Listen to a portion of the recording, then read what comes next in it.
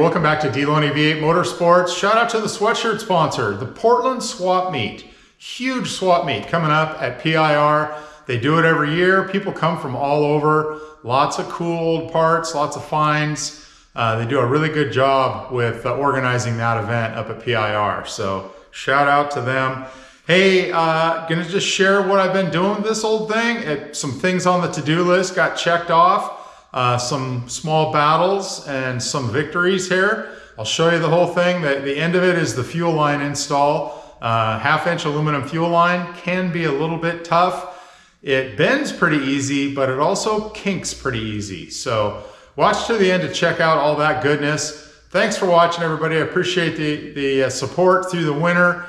Racing season starts soon, so stay tuned. I will be getting some on-track action as soon as I can. Maybe not even from Woodburn, maybe from another track south. Thanks for watching.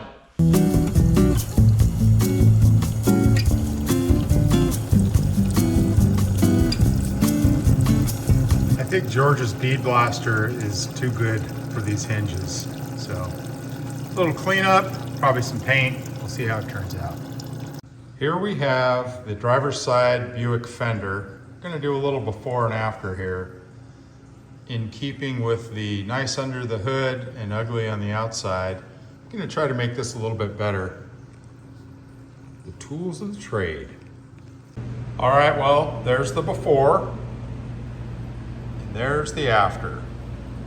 So, not necessarily a dramatic difference, and again, it's not gonna be concourse, but you can tell, and the big thing is, these fenders are gonna bolt to beautiful black powder coated fender wells. And so I had to clean them up. Anyway, we'll see how it turns out. All right, a little view from the other side, clean the inside of the fender as well. It's looking pretty good. I'm not seeing any Bondo or, cancer. Cleaned up pretty nice. I think that's the factory paint, whatever they used on the inside of the fenders in 1964. Anyway, yeah, this one's cleaned up. We'll hit the other one. We got the hood hinges to clean up. Getting ready for that engine to be back and be in. Here's the passenger side. Some cobwebs, some dirt for sure. A little bit of rust, but still no cancer. Looking pretty solid. All right, now we're moving on to the chrome. This front bumper is actually in pretty decent shape. It is original, pretty sure. And it's got some overspray on it and other things. We're going to address those things. Well, I take back what I just said. Pretty sure this is re-chromed or replaced front bumper. We have a theory that this car saw a ditch at some point. So maybe the bumper got smoked at that point. I give the General a lot more credit for chroming than what looks to be the quality of this chrome job. So I'm looking forward to cleaning this up. This kind of stuff drives me nuts. Yep, I know this rubber piece is not in great shape, but that overspray, got to get that off of there. Anyway, so we'll be dealing with that too. All right, well, we're back out here. It's the morning. Got this front bumper pretty clean and actually put a coat of wax on it. Should you even wax chrome? I don't know. Let me know in the comments. And I cleaned up the license plate a little bit. As far as I know, that's the original plate, and it's seen a few hits, but what the heck? We're keeping it. Blue plates, baby. Ooh, look at that. Not bad. Definitely good enough for that. So what did I use? Steel wool.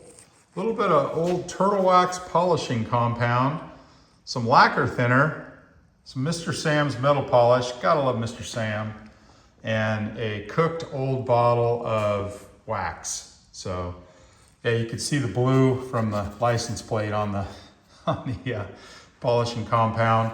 And then that's the metal polish, that's how that looks, I guess. And then of course the wax.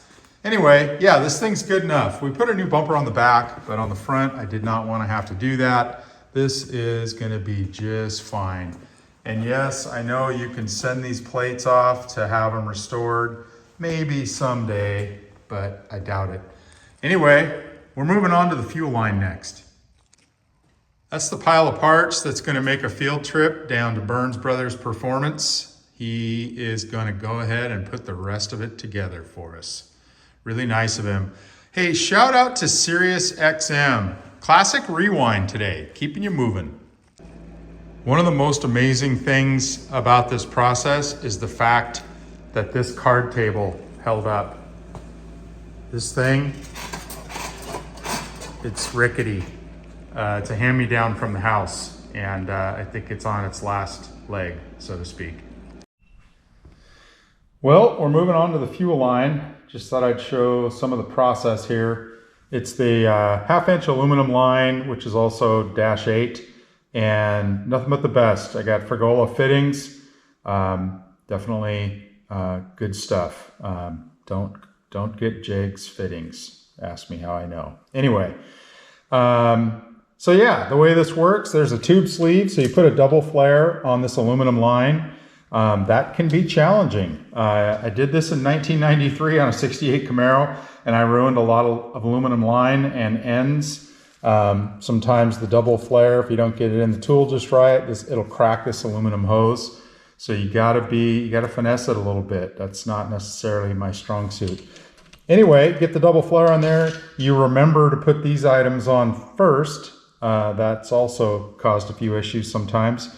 Anyway, and then the tube sleeve goes on, and then the other piece, the nut, I guess, goes on, and you can hook up your fuel line, in this case, your fuel filter. So on this car, I'm going to put this fuel filter on the frame, just basically next to where the transmission lined up with the transmission. Anyway, and then I'm going to run the rest of that line to the fuel tank. The beauty on this build is mechanical fuel pump, so none of this stuff's going to be under pressure until it gets under the hood. That's a bonus.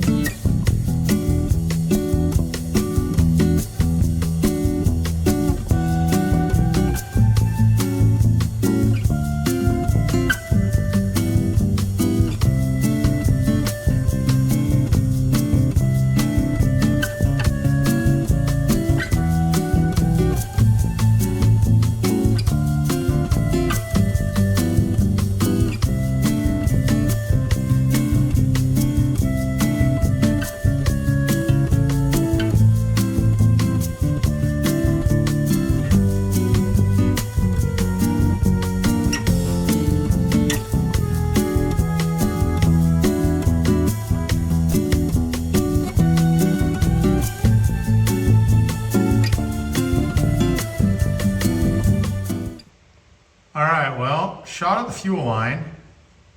We're still working on the front part, but let's look at the back part. So got it run all the way, got it anchored, a number of these clamps in place. I'll show you right by the tank here. I have to rotate it. Production quality. Anyway, I swept it up underneath the floor pan, and then there it is right by the tank, and this is where the fuel is going to come out of the tank. And so I'll use a, I don't know, AN90 maybe there, or just maybe a short piece of rubber hose even. Again, this is just picking up the fuel. It's not pressurized, and so should be pretty forgiving for leaks and stuff. I needed to make sure it would clear exhaust. I do want to have tailpipes on this car ultimately, and I think I'm good there.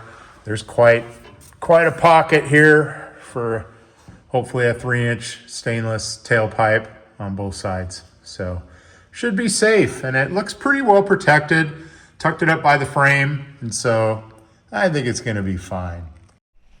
All right, well, I'm going to try to show you guys what the plan is here.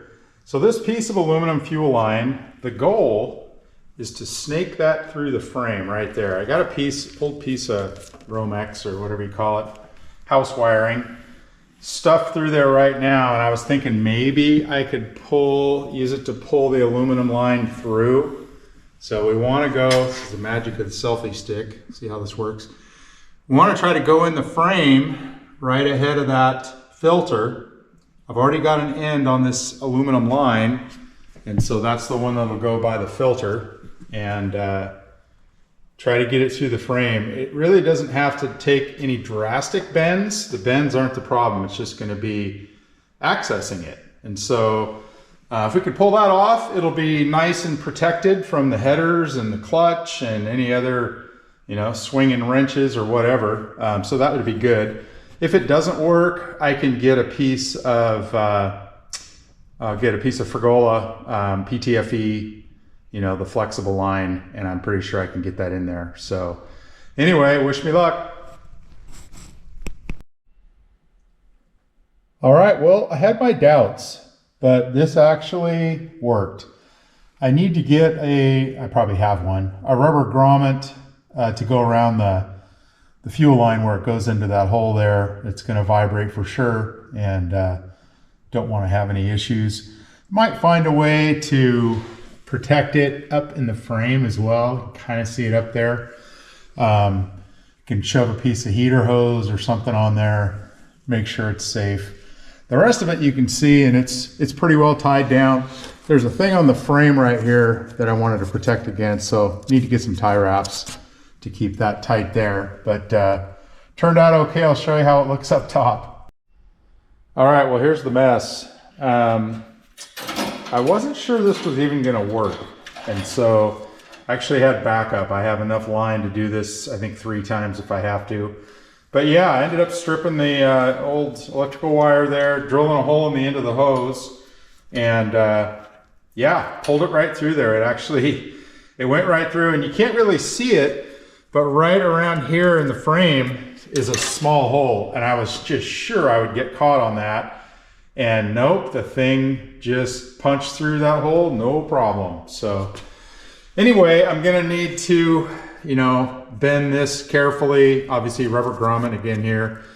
Bend this carefully and anchor it on the frame after I cut it and flare it. Put one of those ends on it because it'll be a piece of rubber line to the fuel pump. It'll have a mechanical fuel pump on the front of the block. That's the other thing is, right, the block's not in here, and so pretty sure I'm avoiding things like the headers and all that. But I mean, the block, you know, mounts right here. Fuel pump's going to be somewhere around here, and so probably anchor to the frame. We'll loop the fuel line around and back to the pump. Don't even have a pump yet, so I'm checking on that as well. So anyway, that's enough for today.